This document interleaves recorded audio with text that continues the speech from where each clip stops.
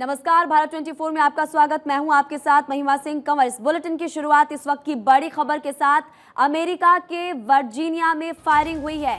गोलीबारी में 10 लोगों के मौत की खबर सामने आ रही है। वर्जीनिया के वॉलमार्ट में ये फायरिंग हुई। वॉलमार्ट स्टोर में फायरिंग से चारों तरफ हड़कंप मच गया। देखिए, इसी बीच जो तस्वीरें सामने आई वो हम आपको दिखा रहे हैं। वर्जीनिया में ताबड़तोड़ फायरिंग हुई है और इस फायरिंग में अब तक जो जानकारी मिली 10 लोगों की मौत की खबर सामने आई है। वर्जीनिया के वॉलमार्ट में ताबड़तोड़ फायरिंग हुई। ये देखिए, पुलिस उसके बाद वहां पर मौके पर पहुंची। वॉलमार्ट स्टोर में जब फायरिंग हुई तो चारों तरफ हड़कंप मच गया। आपको आवाजें सुनाई दे रही होगी। ताबड़तोड़ एक के बाद एक गोलियां चली है, फायरिंग हुई है, जिसमें कि 10 लोगों की मौत हो चुकी है। अमेरिका के वर्जीनिया में फायरिंग की खबर सामने आ रही है। इसी बीच ये एक्सक्लूसिव तस्वीरें इस वक्त भारत 24 आपको दिखा रहा है।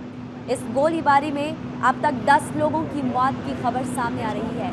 हालांकि आंकड़ा और बढ़ भी सकता है, लेकिन अभी तक जो जानकारी मिली उसके मुताबिक 10 लोगों की मौत। वर्जीनिया के वॉलमार्ट में फायरिंग हुई, उसके बाद आप सुनिए किस तरह से अफरा तफरी वहां पर मच गई।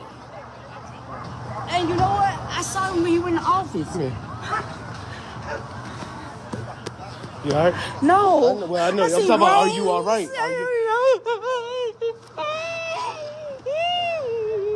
तो वर्जीनिया अमेरिका से दो तस्वीरें इस वक्त आपको हम दिखा रहे हैं। आप सुन सकते हैं कि किस तरह से लोगों में खौफ है। चारों तरफ अफरा तफरी मच गई जब ताबड़तोड़ एक के बाद एक गोलियां चली। इस गोलीबारी में 10 लोगों की मौत की खबर सामने आ रही है। वॉलमार्ट स्टोर में फायरिंग से हड़कंप मच गया। आपने सुना कि किस तरह से चारों तरफ वहां पर अफरा तफरी मच गई। आसपास में जो लोग मौजूद थे वो डर गए। ये तस्वीरें इस वक्त आप जो देख रहे हैं वर्जीनिया से सामने आई है। गोलीबारी में 10 लोगों की मौत की खबर है।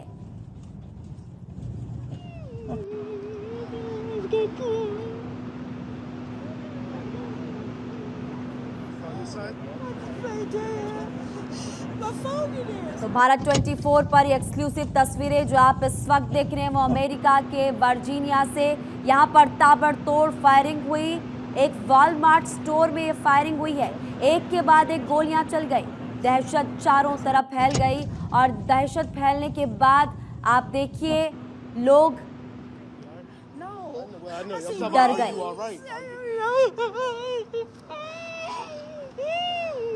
इस गोलीबारी में 10 लोगों की मौत अब तक हो चुकी है। कई लोगों के घायल होने की भी खबर है।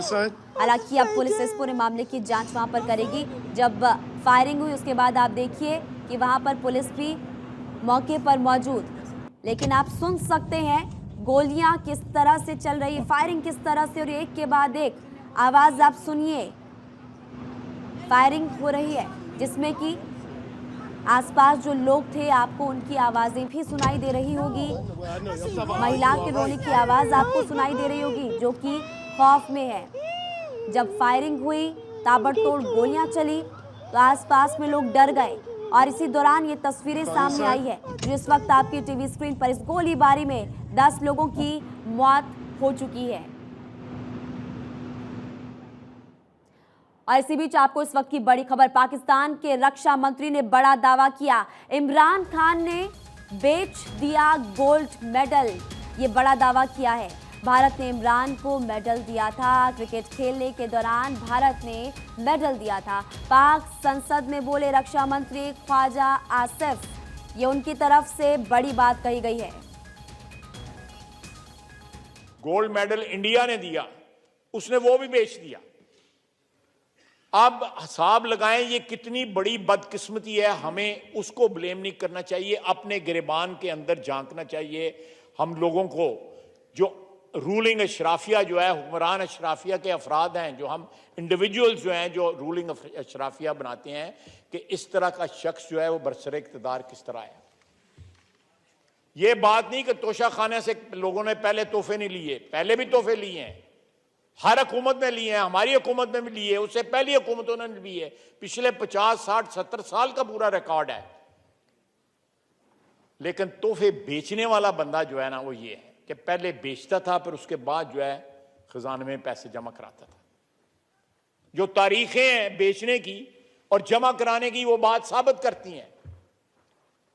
मैं बार बार जो है कहता हूं कि मुकदमा करो, अदालत में जाओ, खाली बढ़ के नहीं मारो, अदालत में जाओ ताकि दूध का दूध पानी का पानी हो सके। और अभी और चीजें आ रही हैं।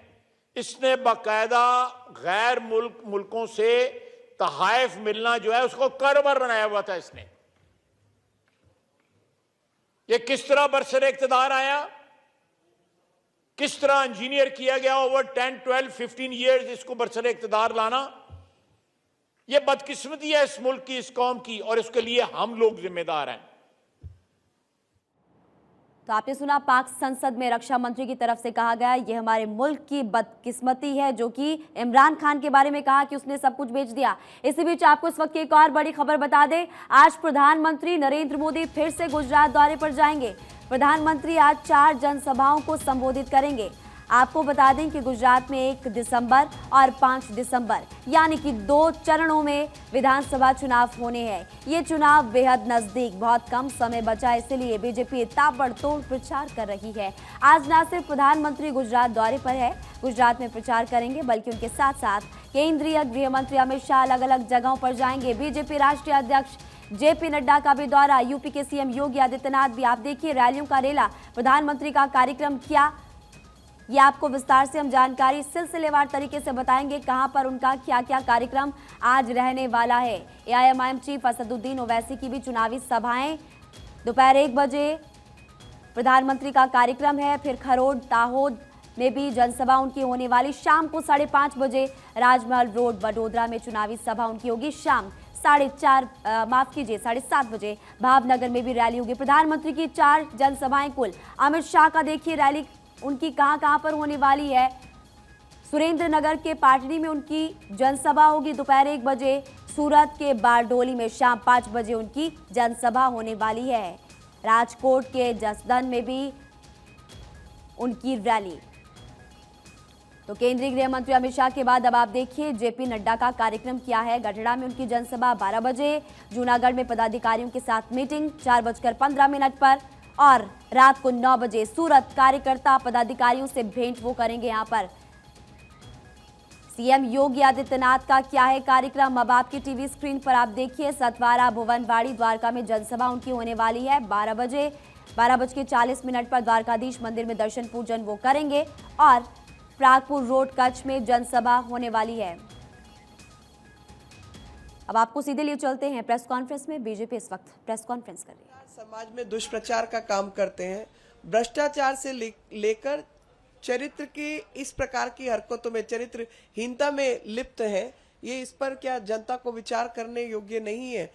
तो चाहे वो दिल्ली का चुनाव हो या अन्य प्रदेशों की बात हो, सबसे बड़ी जो बात है वो बात ये है कि एक आम आदमी पार्टी जैसी पार्टी, जिसने अपने जिम्मे का काम पिछले 7-8 सालों में जब से दिल्ली में है कुछ किया नहीं, और लगातार जनता को धोखा देने का काम किया, और जब कोई बात हो दूसरे की तरफ उंगली कर दो। भूल जाते हैं कि जब हम एक उंगली किसी और पे उठाते हैं तो बाकी की 4 उंगली हमारी तरफ ही उठती हैं।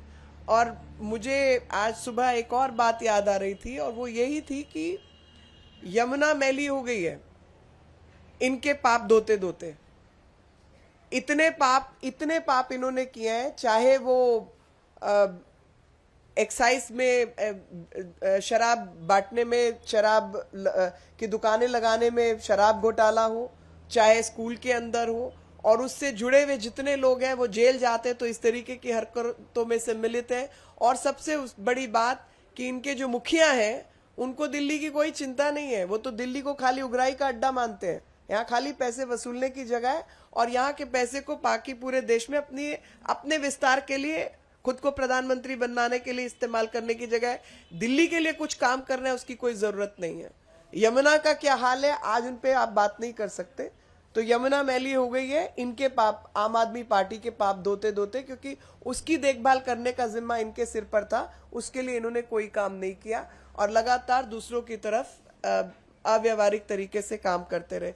मुझे लगता है कि जो भी लोग किसी भी राजनीतिक दल के हों, जब आप पब्लिक के बीच में हैं, जब आप लोगों के बीच में हैं, तो एक प्रकार की व्यावहारिकता के अंदर संयम और शालीनता का परिचय तो मिलना ही चाहिए, जो कि मुझे ऐसा लगता है कि वो संयम और वो शालीनता इन लोगों के अंदर नहीं है। और उसका जो सबसे बड़ा उदाहरण है वो सत्येंद्र जैन है, जो जेल के अंदर उनका व्यवहार है वही आम आदमी पार्टी का व्यवहार जनता के बीच है। Friends, the video which we are going to show you today, and we are going to release it today, you will be surprised and shocked. Actually, I was very dismayed when I looked at it. I was pretty hateful that these are the people who give bad name to politicians and political parties, because general public tends to say, oh, everybody is like this. Now, everybody is not like that. There are only exceptional people who are like that, and those exceptional people are people like Satyendra Jain.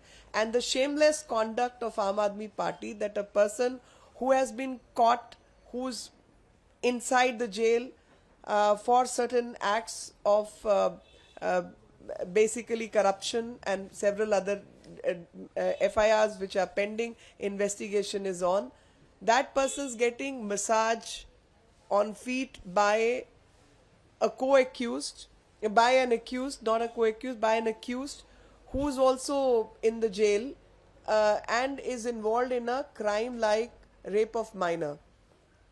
That person's, I mean, I wouldn't allow such a person to come close to me. Imagine that person's massaging his feet. And in spite of being involved in so many illegalities and criminal acts, this person continues to be a minister in Aam Aadmi Party's Delhi government. Repeatedly, they have showcased that this kind of bad behavior is what politicians give introduction to the public, that this is the kind of behavior politicians involved in, and bring bad name to political parties and politicians. I want people to take note of this malconduct, this bad behavior, so that people know that these people are only minuscule in number. Most people work very hard and do a lot of work for the public which they represent, even with paucity of resources. And that's the message which people of Delhi and people of the country need to understand. These are people who say something, behave exactly the opposite.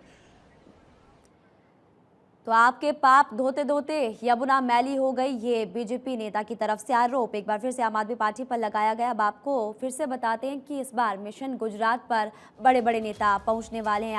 आज की बात की जाए तो प्रधानमंत्री नरेंद्र मोदी की 4 जनसभाएं होने वाली है। केंद्रीय गृह मंत्री अमित शाह की भी अलग अलग जगहों पर जनसभाएं होंगी। उधर जेपी नड्डा संगठन को मजबूत करने का काम करेंगे। सीएम योगी आदित्यनाथ का भी कार्यक्रम है। और ये भी आपको बता दें कि एआईएमआईएम चीफ असदुद्दीन ओवैसी भी आज गुजरात दौरे पर रहने वाले हैं। तो आज रैलियों का रेला लगने वाला है। मनीष देसाई हमारे संवाददाता इस खबर पर और ज्यादा जानकारी देंगे। मनीष, आज प्रधानमंत्री नरेंद्र मोदी की 4 जगहों पर जनसभाएं होने वाली है। इसके अलावा केंद्रीय गृह मंत्री अमित शाह आएंगे, सीएम योगी आदित्यनाथ होंगे, जेपी नड्डा संगठन को मजबूत करने का काम करेंगे। बिल्कुल, देखिए ये बीजेपी की स्ट्रेटेजी रही है और प्रधानमंत्री मेहसाना आएंगे करीब 12:30 बजे के आसपास। यहाँ से 2:30 बजे वो दाहोद जाएंगे। इसके बाद 4:30 बजे वडोदरा में उनकी सभा होनी है और 6:30 बजे भावनगर में। लगातार रैलियां कर रहे हैं प्रधानमंत्री। इसी हफ्ते में इनका ये दूसरा दौरा है जब वो गुजरात के दौरे पर आए हुए। आज 4 सभाएं होगी, कल भी करीब 4 सभाओं का आयोजन है। इसके अलावा अमित शाह और जेपी नड्डा और योगी आदित्यनाथ, जो केंद्रीय नेतृत्व है, वो पूरी तरह से गुजरात के ऊपर फोकस किए हुए हैं। और अमित शाह भी 3 रैलियां करने वाले हैं। जेपी नड्डा 3 जगह पर जाने वाले।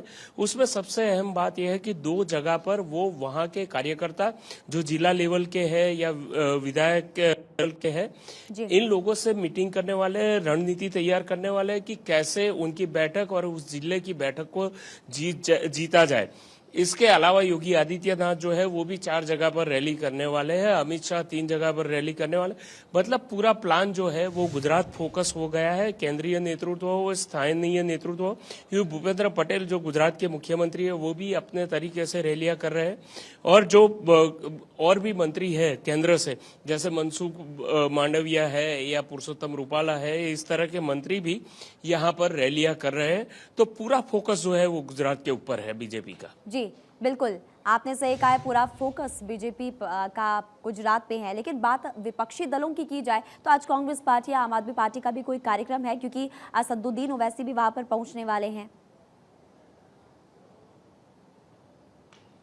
बिल्कुल, देखिए बाकी सारी पार्टियां भी यहाँ पर लगी हुई है।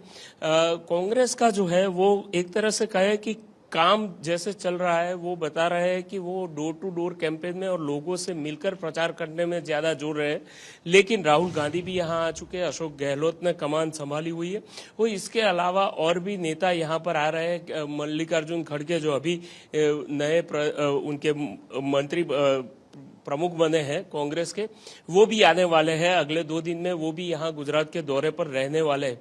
इसके अलावा आम आदमी पार्टी के केजरीवाल जो है वो लगातार यहाँ पर आते रहे, भगवत मान को लेकर आ रहे हैं, साथ में मनीष सिसोदिया को लेके भी आ रहे हैं। उनका दौरा भी लगातार चालू है।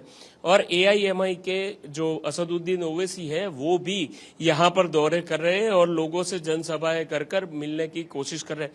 मतलब साहब है कि जब गुजरात में चुनाव को एक तरह से कहे कि पहले दौर के चुनाव में अभी गिने चुने दिन बचे हैं, ऐसे में सभी पार्टियों का फोकस गुजरात पर है। बिल्कुल आपने सही कहा, सभी पार्टियों का फोकस गुजरात में है, क्योंकि अब चुनाव बेहद नजदीक है और चुनाव होने वाले हैं।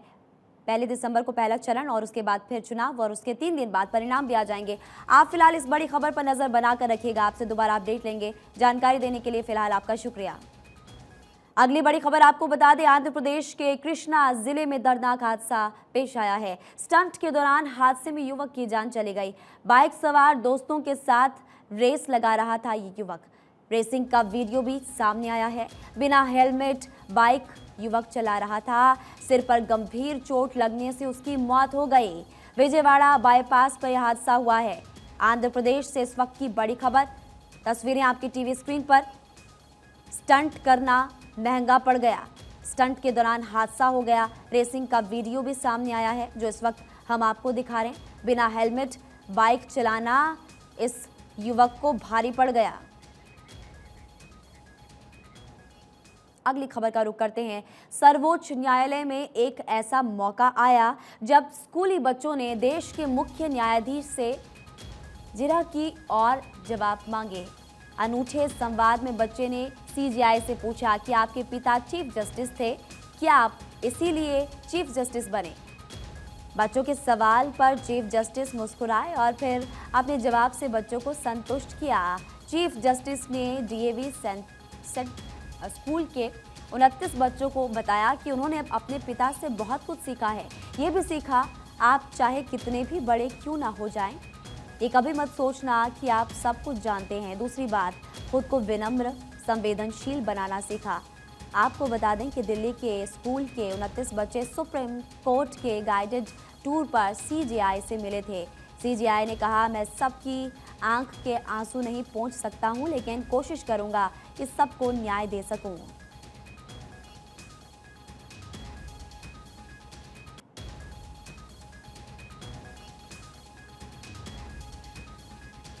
तो बच्चों से मुलाकात की है चीफ जस्टिस ने और बच्चों ने सीजीआई से अनूठे सवाल पूछे।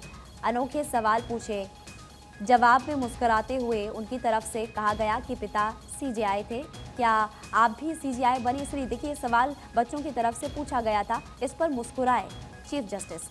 और आपको ये बता दें कि सुप्रीम कोर्ट की गाइडेड टूर पर 29 बच्चे गए थे, उनमें से कुछ बच्चों की तरफ से ये सवाल उनसे पूछा गया। फिर जवाब में उन्होंने कहा कि पिता से विनम्र संवेदनशील रहना मैंने सीखा है।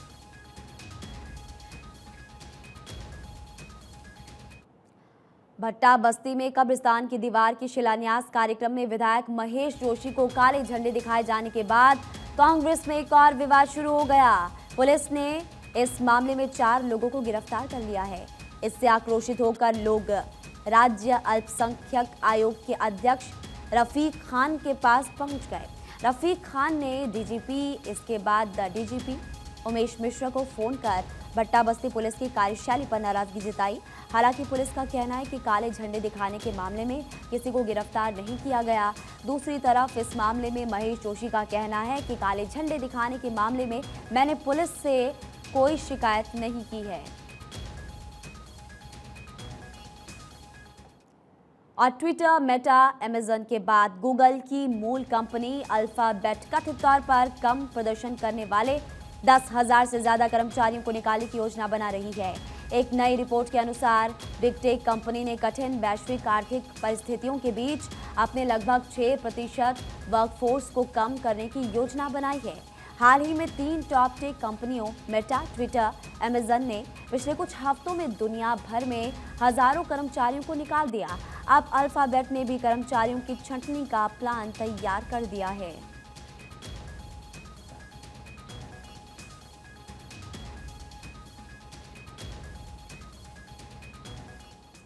रिलायंस इंडस्ट्रीज लिमिटेड और अडानी पावर संकटग्रस्त thermal power firm Lanco Amarkantak power के लिए 25 नवंबर को होने वाली नीलामी में भिड़ने को तैयार है। ये पहली बार है जब देश के 2 सबसे बड़े कॉरपोरेट घराने की किसी संपत्ति के लिए सीधे एक दूसरे के खिलाफ वो आमने सामने होंगे। जानकारी के मुताबिक पावर फाइनेंस कॉर्प और REC लिमिटेड का एक कंसोर्टियम भी इस बिड प्रोसेस में पार्टिसिपेट करेंगे। RIL इस बिड को जीतता है तो कंपनी थर्मल पावर सेक्टर में पहली बार एंट्री करेगी। मीडिया रिपोर्ट के मुताबिक रिजोल्यूशन प्लान प्रस्तुत करने के पहले दौर में RIL सबसे ऊंची बोली लगाने वाली कंपनी थी। तो थर्मल पावर जीतने की लड़ाई 2 ग्रुप्स में होगी और ऐसा पहली बार होगा। 25 नवंबर को होने वाली नीलामी में अंबानी और अडानी भिड़ेंगे। PFC, REC कंसोर्टियम दोनों राउंड में तीसरे स्थान पर था। पहली बार देश के 2 बड़े घराने ऐसे में नीलामी के लिए आमने सामने होंगे। आमने सामने कौन होगा? अंबानी, अडानी। लैंको अमरकंटक पावर के लिए बोली लगेगी।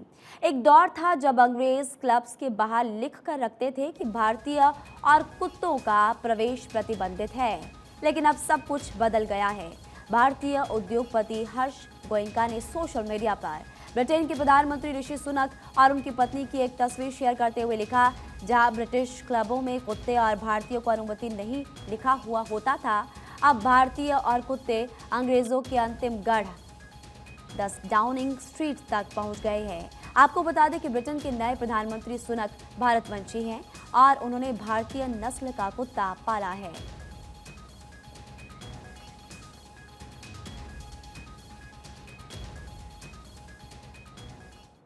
तेलंगाना सरकार द्वारा गठित SIT ने संदिग्धों के खिलाफ लुकआउट नोटिस जारी करते हुए दरअसल TRS विधायकों के कथित रूप से खरीद फरोख्त जाने की जांच कर रही है। इसमें बीजेपी के राष्ट्रीय सचिव BL संतोष और बाकी लोग शामिल हैं। SIT ने ये नोटिस तब जारी किया जब ये लोग एजेंसी के सामने पेश नहीं हुए थे। इस घटना के एक दिन बाद ही इनकम टैक्स अधिकारियों ने तेलंगाना के एक और मंत्री, उनके रिश्तेदारों पर टैक्स चोरी के संदेह में छापा मारा। छापेमारी के बाद CM चंद्रशेखर राव ने हैदराबाद में सभी मंत्रियों की एक इमरजेंसी बैठक बुलाई। ये पहली बार देखने को मिल रहा है कि किसी राज्य सरकार ने इस तरीके से केंद्र सरकार से टक्कर ली है।